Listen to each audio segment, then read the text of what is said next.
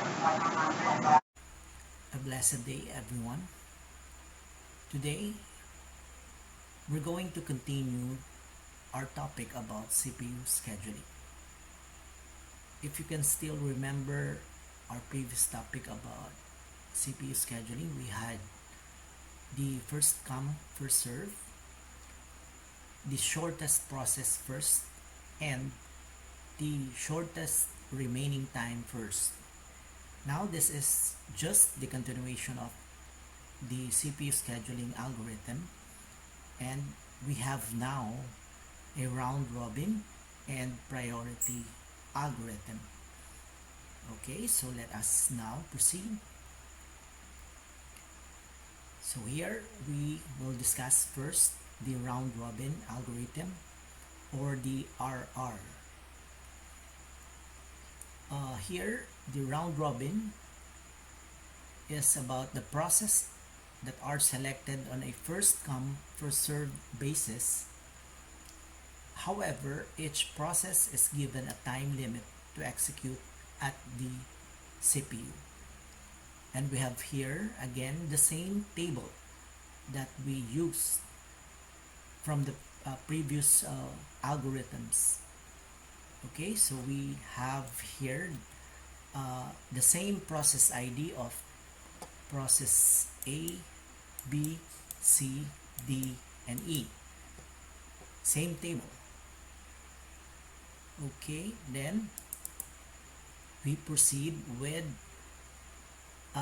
here in the round robin, we're going to declare a quantum time, or we're going to assume a time quantum of 3 milliseconds here.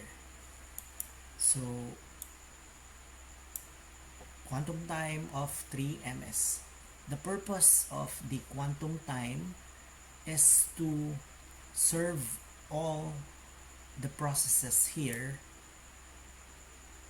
with efficiency. Okay,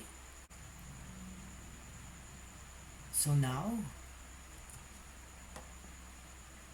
if the CPU will execute process A from 0 to 3 ms according to its quantum time of 3 ms, so it will show the processing time now of 0 to 3, and process ID A and B will now be revealed to our CPU scheduler.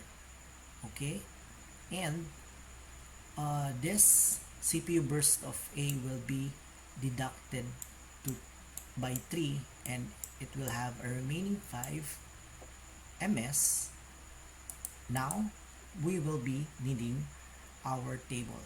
So this is just according to my method. I'll declare a pending process table for those pending process. Okay, and I'll place here process A with a pending CPU burst of 5. Okay, now we continue the process, and here after executing process A from 0 to 3, here the next process will be B and will be placed here, B. And since there is no visible process that has arrived, the pending A, process A, could be scheduled here by the CPU, because we are now just within the process 3, or processing time of 3 up to here. So this process C, which will arrive at 4 ms, has not been arrived. Okay, so now the pending A will be scheduled here. So A, process A, then according to our scheduled queue, B will be executed, and A will be, the pending A will be scheduled. Okay, so let us check. Now, let us check. Okay, let us place our table for the pending process of A is equal to 5, and let us check the process there. So A has been processed already and B should be executed, and once process B will be executed, it will have a 6 ms processing time, and it will be up to here. 6 ms will show the visible process ID of from A to D. Okay, now the CPU can now schedule inside its queue up to letter D. But first, A has been scheduled to the queue and it will be executed. So once executed, this process A will be reduced again with 3 or minus 3 will give us a remaining of 2 burst time. So let us continue. Okay, then also this process B when executed, that has 4 burst time, will be reduced with 3 and will give us a remaining burst time of 1, and it will be placed here as pending process. Okay, so let us execute and continue there. So once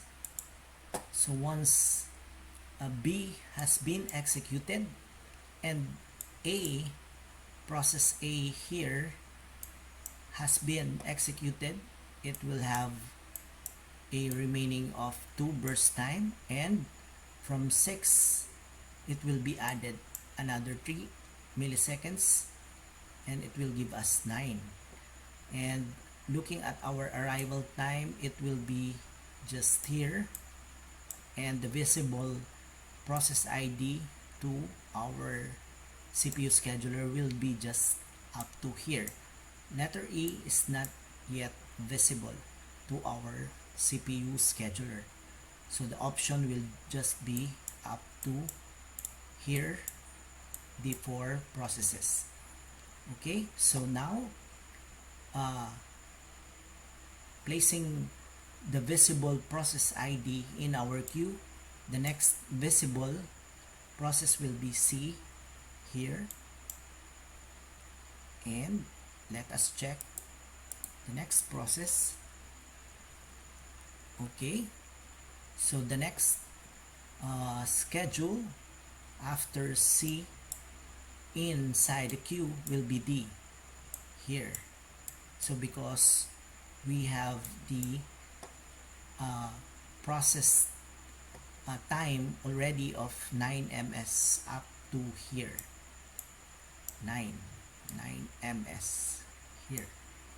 Okay, so C and D will be visible and will be scheduled, and since there is no process that has yet arrived in our queue within that time of 9 ms, the CPU can now schedule.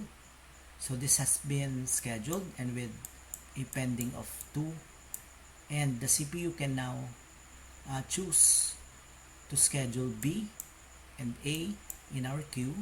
So there must be B here and A in our queue. Okay, so let us check before E will arrive. Okay, so let us continue there. So here since here C has not been executed and it is now in the scheduling process and placing it in the queuing table, C, D, B, A are now placed in our queuing table before E will arrive at 10. So remember, we are just in our 9ms execution. Okay, now we're going to execute C here, and let's check.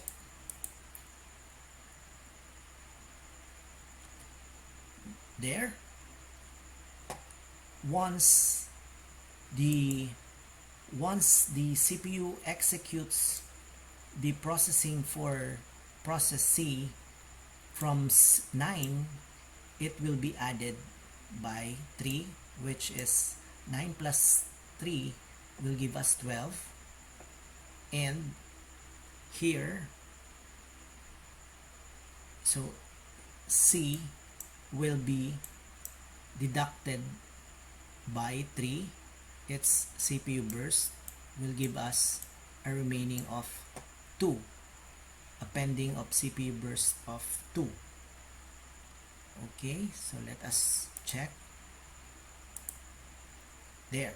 So the pending of 2 here, will be placed here. And this is already executed. And remember that it will just have a remaining of 2 burst time. Okay? And once C has been processed with the quantum time of 3, which is now 12, D will be executed, and D will be placed or checked here, and this 3 will be executed and will now be 0, and B will be processed, and this will now be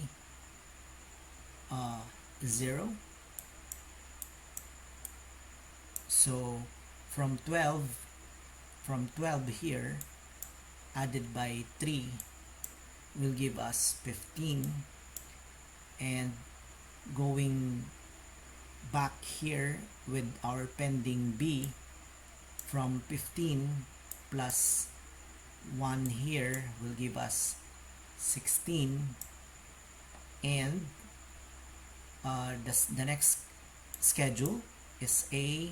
The pending A will be processed and will be executed, and 16 plus 2 will give us 18.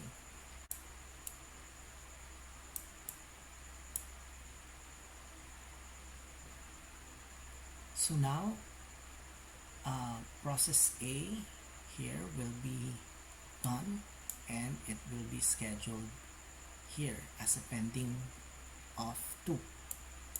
Then going back to our letter D, so from 12 added by process D with a burst time of 3 will be 15. 12 plus 3 will give us 15, and following the pending process B having a burst time of 1 will give us 15 plus 1 is 16, so this will be executed, and following this table will give us A here.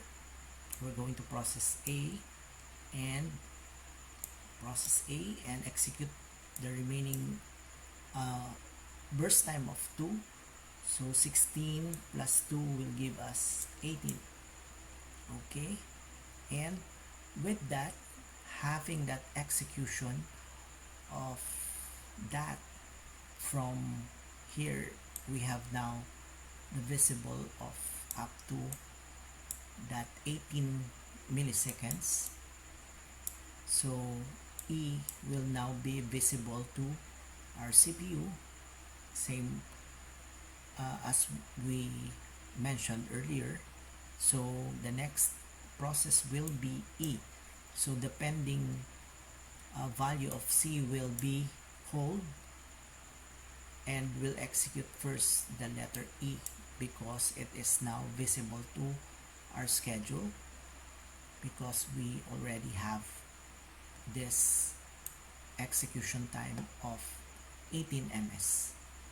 Okay, so process E will now be executed, and this burst time will be applied, and 18 plus 2 will give us 20, and now the remaining process will be process C, and it will be placed here as our last process to be executed in our round robin.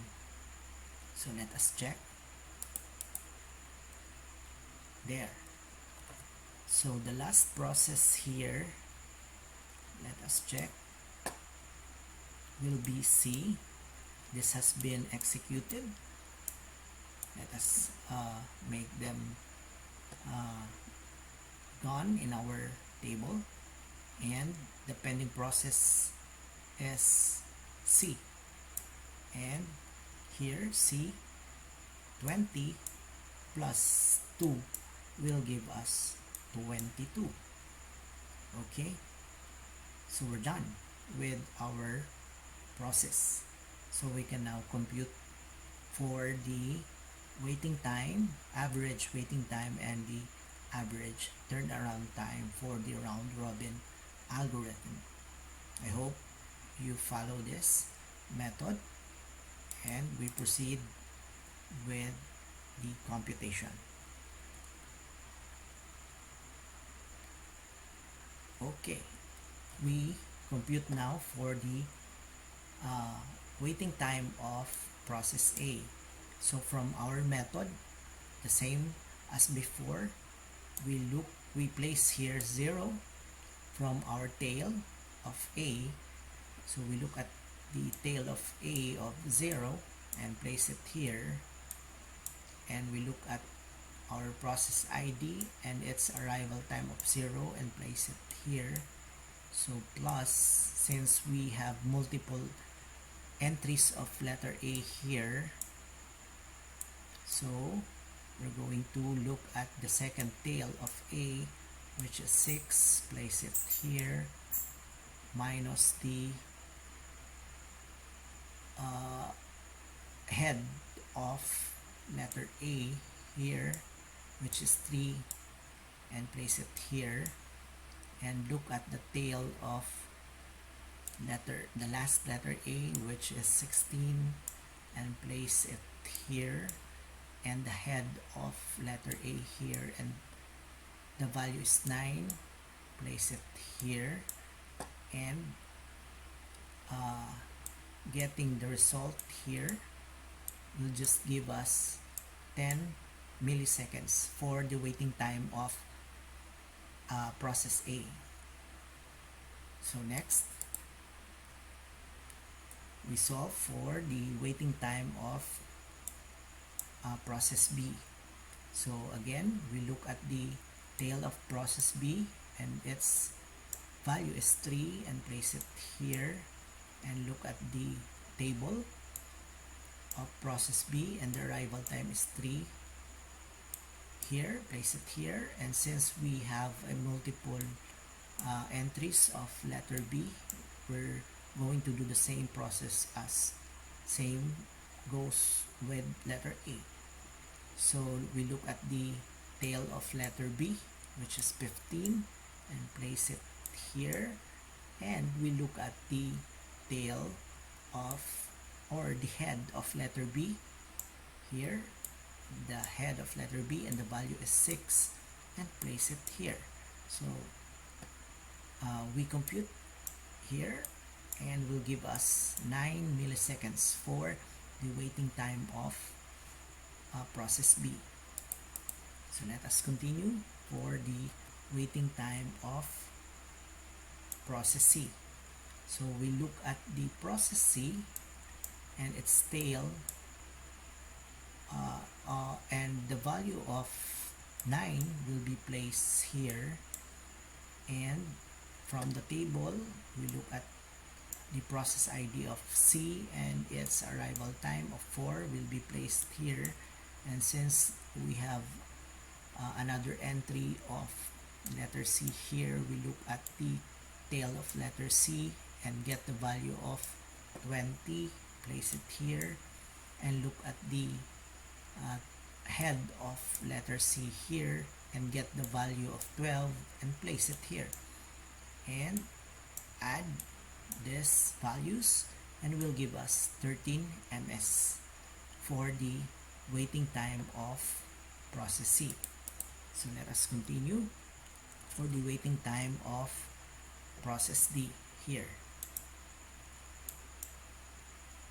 So we look at the process D and its tail having the value of 12 and place it here.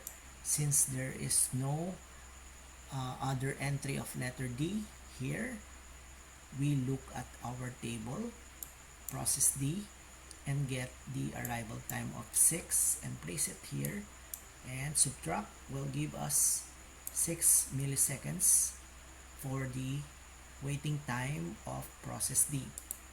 So let us continue for the process E. Okay, so here we continue for the process E here and get the tail of process E, and the value is 18 and place it here, and go to the table for the process E and get the arrival time of 10 and place it here, 10, and will give us 8 milliseconds. And we can now compute for the average waiting time of this 5 processes.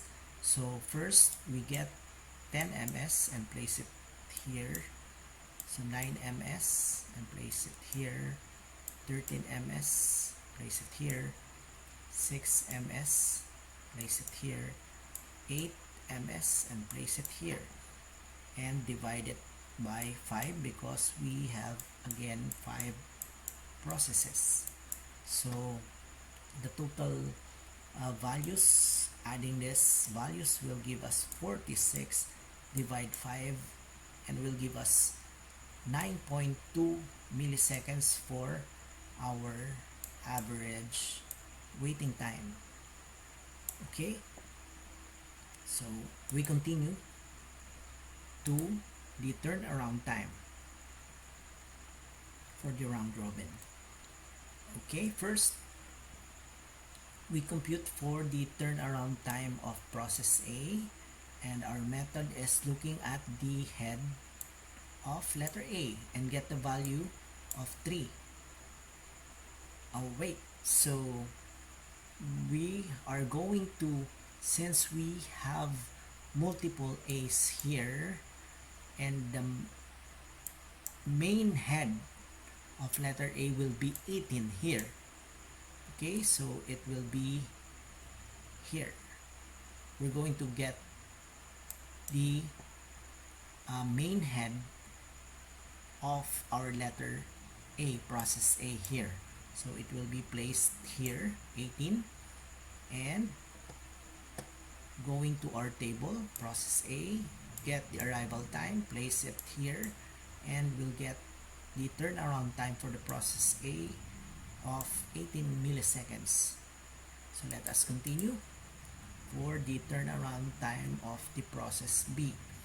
So since we have multiple entries of B here, we're going to get that head of B here, which is 16, the main head of 16, or main head of process B, which is 16, and place it here, and go to process B in our table and get the arrival time of 3 and place it here, and 16 minus 3 will give us 13 milliseconds, and continue with the next turnaround time for the process of process C. So let us look at the Gantt chart. So C, we have multiple entries of C here. We're going to get the last or the main head of letter C, and that is 22, and place it here, the value of 22, and look at our table for the process C and get the arrival time of 4. And 22 minus 4 will give us 18 milliseconds. And continue with the next process of process D here. So look at the Gantt chart. We only have one entry of process D, and the head of that is this one, and the value is 15, and let us place it here, 15, and look at the table process D and get the arrival time of 6 and place it here. So 15 minus 6 will give us 9 milliseconds, and continue with the last process of process E here. So let us look at the Gantt chart. We only have one entry of process E, and the head of that is this one, and the value of process E, the head of process E is 20, and place it here, and look at the process table of letter E and get the arrival time of 10 and place it here, and subtract will give us 10 milliseconds. Okay, now we can compute for the average turnaround time for all the processes. Okay, so let us get the 18 milliseconds here, and 13 ms, and place it here, 18 ms, place it here, 9 ms, place it here, and 10 ms, place it here, and divide it by 5 because we again have 5 processes. So adding this values here will give us 68, divided by 5 will give us 13.6 milliseconds. So we have now the average turnaround time for our round robin. Okay, so we now continue with the priority scheduling. So in our priority scheduling, so the rule is each process is assigned a priority, and the CPU scheduler selects the process in the ready queue with the highest priority to execute next. And we have the same table and the same number of processes, A, B, C, D, and E, and the same values. And we check here. We're going to use first the non-preemptive priority algorithm. So here we're going to use first the non-preemptive priority scheduling. So let us check. So from our table, we're going to process first the process ID of A, and since this is non-preemptive, from 0 arrival time here, it will execute its CPU burst of 8, though the priority is low of priority of 4. So from that execution of 8 milliseconds here, from the arrival time, it will now be up to here, up to 8 ms, and it will now be visible from the CPU scheduler all these processes from A to D. So the CPU scheduler will now check which priority should be executed, the highest priority, and from this visible processes, the highest priority is 1, and it is handled by process C. So here the next schedule inside the queue will be C, from A going to C. So let us check there. So since this is the next priority, here C, or the highest priority, 8 will be added with 5 burst time. So 8 plus 5 will give us 13. Okay, remember that this is the visible processes seen by the CPU scheduler. Okay, so next,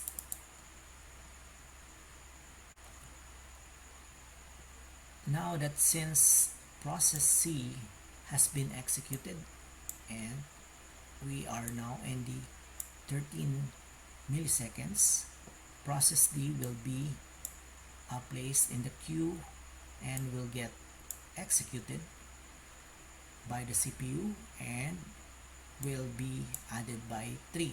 So 13 plus 3 will give us 16, and from this 16 total time will give us the total here of process time of the CPU from total of 16 milliseconds, and process E will be now be visible to the CPU scheduler, and the choices will be up to here, A2 letter E, and from process D, which has the priority of 2, the second priority, the CPU now will check and will see that the next highest priority is 2, which handled by letter E. So here in our Gantt chart, E will be in the next queue. So let us check there. So process E here will now be executed. So process E of having the burst time of 2, okay, will be added to 16 plus 2 will give us 18. So this has been executed, all the higher priority, and we'll have the remaining process of B and of B, the remaining process of B. So this has been already executed. Okay, so B will now be scheduled for our last process, and let us check. So there, so process B here will be executed, and 4 will be added to 18. So 18 plus 4 will give us 22, and that will be our last process for the non-preemptive priority scheduling. And we can now compute for the waiting time of process A. So with the same method, looking at the process A in our last Gantt chart, looking at the tail of 0 here, and looking at the R table, having the arrival time of 0 and place it here, will give us 0 milliseconds. So next, for the process of waiting time of process B. So we look at the process B and the tail of that, and the value of a tail of process B will give us 18, and place it here, and look at the process B and get the arrival time and place it here. So 18 minus 3 will give us 15 milliseconds, and go to the next process. Okay, so we have the waiting time of process C. Look at the Gantt chart and get the process C, and look at the tail and value of 8 and place it here, and look at the table of process E and get the arrival time of 4 and place it here, and 8 minus 4 will give us 4 milliseconds, and go to the next waiting time of process D. So here we look at the Gantt chart for the process D and the tail of that, and get the value of 13 and place it here, and look at the table for the process D and get the arrival time of 6, place it here, and 13 minus 6 will give us 7 milliseconds, and continue with the last waiting time for the process E here. So we look at the process E in our Gantt chart and the tail of that, and get the value of 16, place it here, and look at the table and get the arrival time of 10 and place it here, and 16 minus 10 will give us 16 milliseconds, and we can now compute for the average waiting time of all the processes here.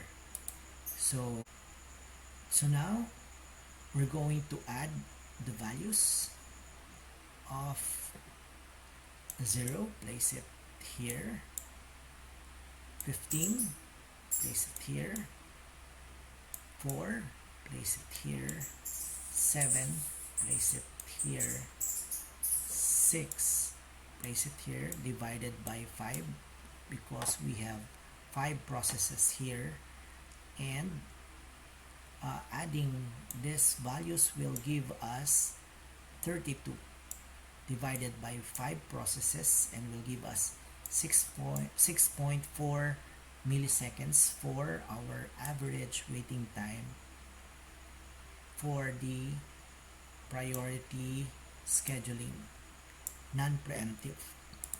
So we now continue with the arrival time, average arrival time.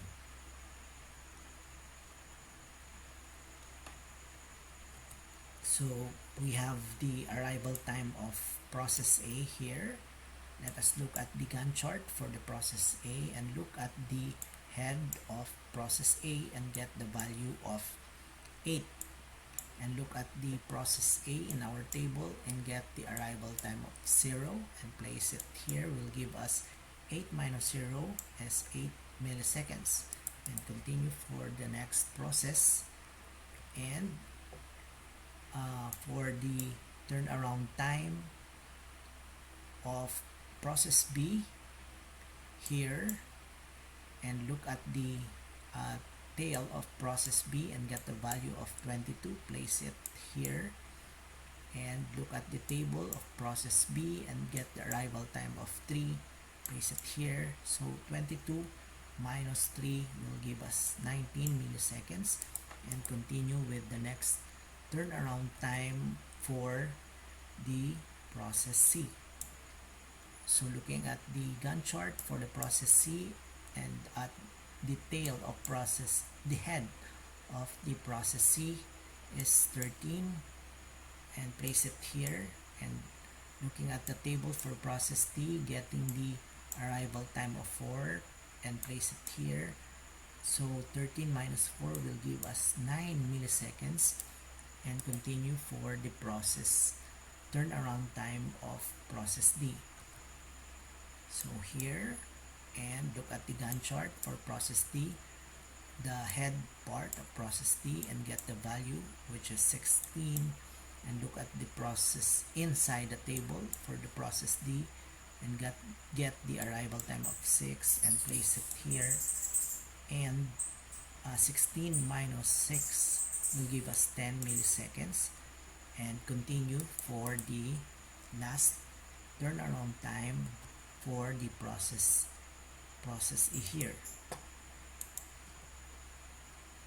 process E, and look at the process E in our Gantt chart and look at the head part, which has the value of 18, and place it here, and look at the process E in our table and get the arrival time of 10 and place it here.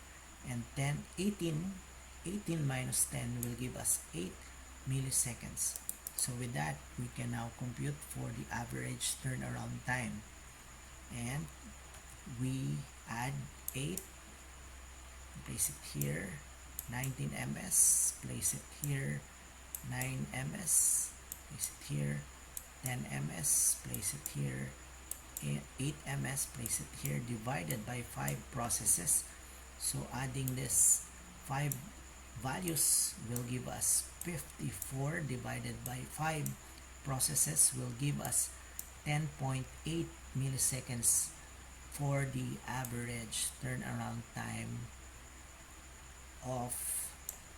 for the priority scheduling of non-preemptive. So now we can continue with the preemptive priority scheduling.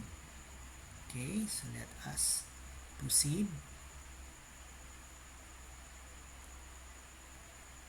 There, we're going to use the same table and using the preemptive priority scheduling here. Preemptive priority algorithm. Then we process first the process A and we place 0 arrival time for our process A. And with the preemptive scheduling, it is aware of the arrival time and the priority. Unlike the non-preemptive, it's only aware with the priority. So here, non-preemptive is aware with both priority and arrival time. So let us check. So from 0, the CPU burst of 8 and the priority is 4, it's low priority.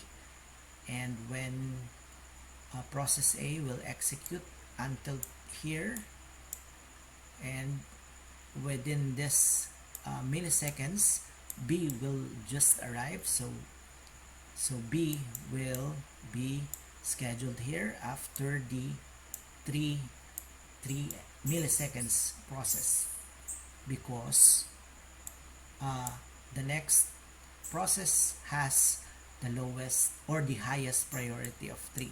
So let us check. And we will use again our pending process for the priority non-preemptive algorithm. Okay, so we have a pending of 5 because of here.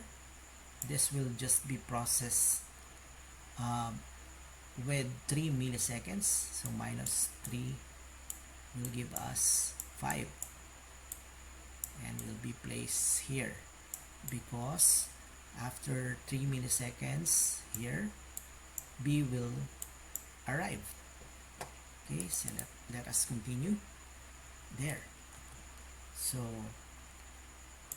it will just execute up to here and B will arrive there, and it will check its CPU burst 4 and it has the priority of 3, and it will now execute here. So after 1 ms here, C will arrive. Okay, so C will be placed in our queue after 1 millisecond. Okay, because here 4 ms, C will arrive with the highest priority of 1. So this will be prioritized. 1 priority will be prioritized, and this CPU burst will be executed. Okay, so let us continue. Then there will be a pending for the process B. Just remember that 4 here is just deducted by 1 and will give us 3, because from this 3 execution here, after 1 ms processing time, C will arrive, so only 1 ms here will be processed. So 4 minus 1 ms will give us 3 and will be placed in our pending table for process B, and C will be expected to be in the queue. Okay, so let us check there. So since C has the highest priority of 1 here, all of this CPU burst will be processed from 4. Total time plus 5 will give us 9. Total 9. So 4 plus 5 will give us 9. And from that processing time, let us check in our arrival time. It will be just here. So letter E is not yet detected. So just from here will be visible to our CPU scheduler. So it will select which has the next highest priority from our table, and the next highest priority is 2, and it is being handled by letter D. So it is expected to be placed in our queue here, D. Okay, so let us check. And there. So as expected, C from the running time of 9 ms here, and the priority is up to here. So the next selected priority, highest priority, is D, which has the 2 highest priority. Okay, so D will be executed, and with that, so 2 will be added by 9, so will give us later 11, and with that processing time, it will give us up to here 11, and process E will now be visible, having the highest priority of 2. So let us check. So let us place again our table and our last Gantt chart and our pending priority of A and B, and let us check. So there. So after the last priority of 2 here, so D, and when executed will give us 12 ms, and with that 12 ms will up to here, and process E will now be visible to our CPU scheduler. Okay, because process E arrives at 10 milliseconds and has the priority of 2. So after D, E will be scheduled in our queue and executed from 12, added by CPU burst of 2 will give us 14. And looking back with our pending, so we have a pending of A and B, but in our queue will be scheduled first the B, because B has the highest priority over A, which is 3. Okay, so B will be executed, and will be added by 4. So 14 plus 14 plus, depending, we have deducted here 1 earlier, and the remaining time here is CPU burst time of 3. So 3 will be added to 14 and will give us 14 plus 3 is 17. Okay, and this will be executed, and the last pending, so this will be cancelled, and the last pending will be A, and the burst time, remaining burst time is 5, will be added to 17. So process A from the 17 plus 5 will give us 22, and that will be our last Gantt chart process.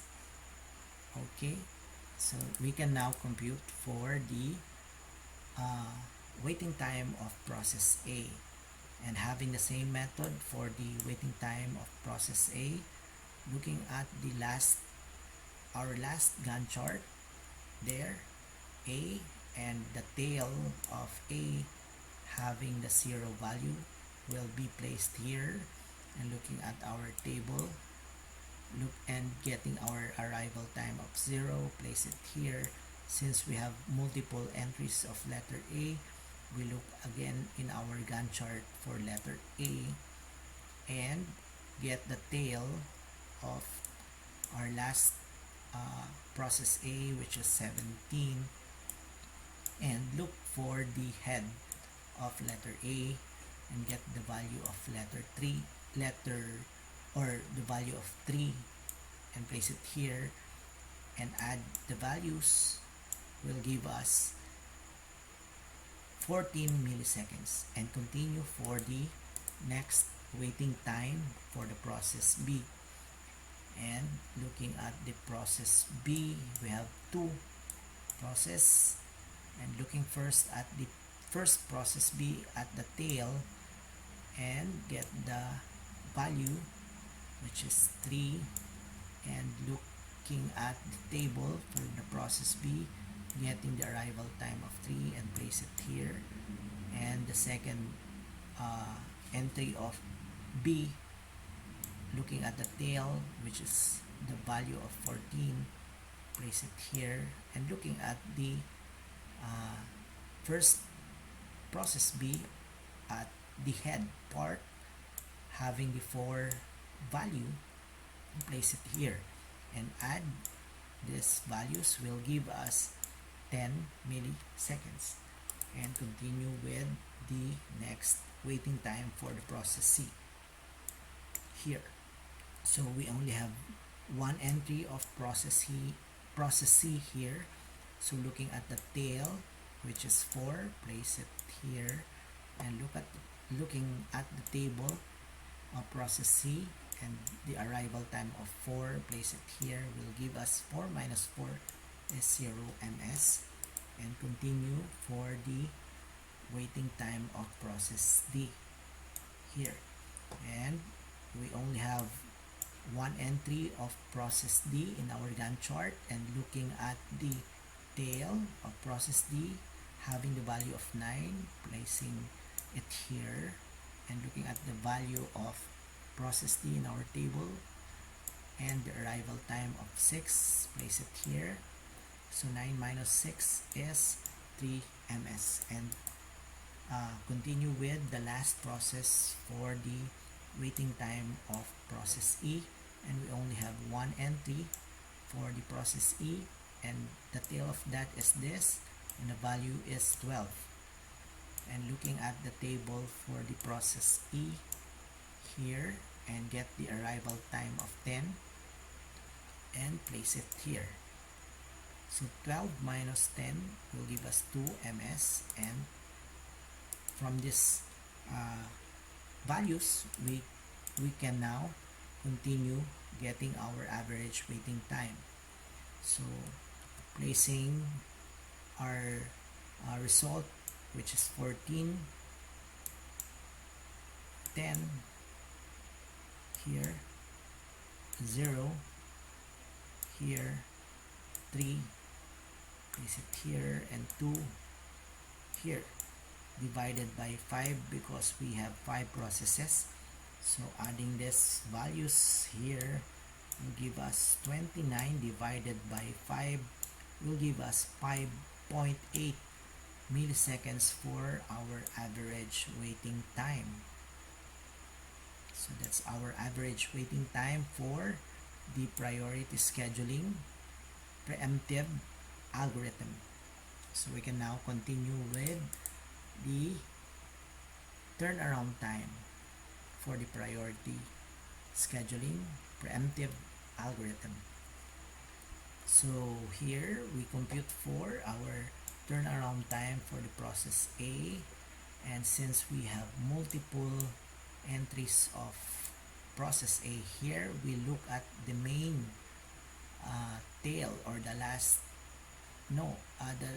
head of our process A in our Gantt chart, which is this one, and the value is 22. Place it here, and looking at our table for the process A and getting the arrival time of 0, place it here. We will have 22 minus 0 is 22 milliseconds, and continue with the turnaround time for the process B. So again, we have multiple entries of process B in our Gantt chart. So we will be looking at the last head part of our process B, which is here, and the value is 17. Place it here, and looking at the table process B, getting the arrival time of 3, place it here. So 17 minus 3 will give us 14 ms. Okay, then continue with the next process for turnaround time of C.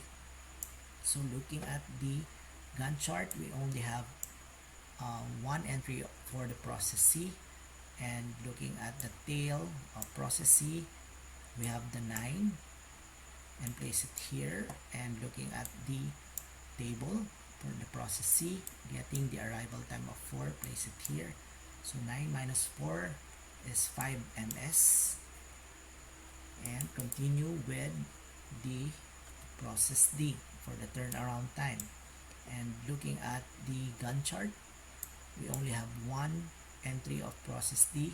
So looking at the head and getting the value of 12, place it here, and look at the table process D and getting the arrival time of 6, place it here, and 12 minus 6 will give us 6 ms, and continue with the last turnaround time for the process E.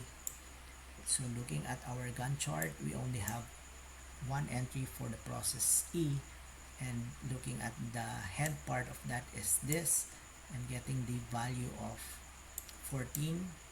So place it here, and look at the table for the process E and get the arrival time of 10. Place it here. So 14 minus 10 is 4 ms. We can now continue solving our average turnaround time. So placing our values for 22 ms here, 14 ms here, 5 ms, 6 ms, and 4 ms. Place it here and add these values will give us 51 divided by 5 for all the processes. Of total of 5 processes will give us 10.2 milliseconds.